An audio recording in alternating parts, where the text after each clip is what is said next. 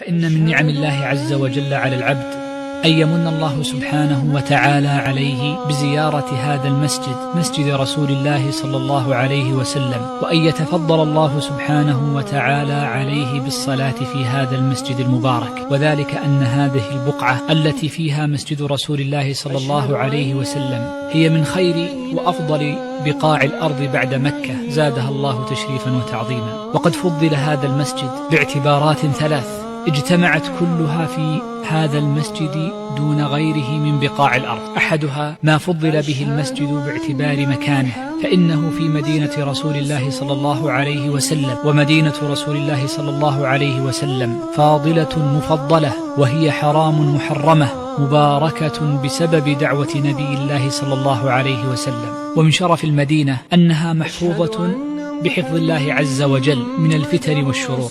ثبت في الصحيح من حديث أبي بكرة رضي الله عنه أن النبي صلى الله عليه وسلم قال: لا يدخل المدينة رعب المسيح الدجال.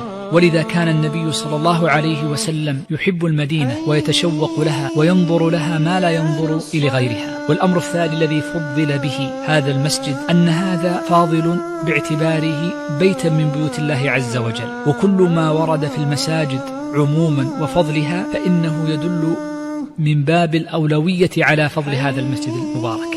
ولكن مع هذين الفضلين خص هذا المسجد المبارك بفضل ثالث انفرد به على سائر المساجد، وذلك أن هذا المسجد بناه النبي صلى الله عليه وسلم بأمر الله عز وجل واختيار الله سبحانه وتعالى لمكانه، فإن الله عز وجل هو الذي اختار هذا المكان، وهو الذي أمر نبيه صلى الله عليه وسلم ببنائه.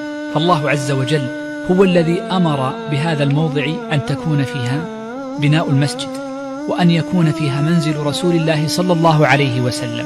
وهذا المسجد هو المسجد الذي أسس على التقوى، الذي ذكره الله عز وجل في كتابه حينما قال سبحانه: لمسجد أسس على التقوى من أول يوم أحق أن تقوم فيه رجال يحبون أن يتطهروا والله يحب المطهرين.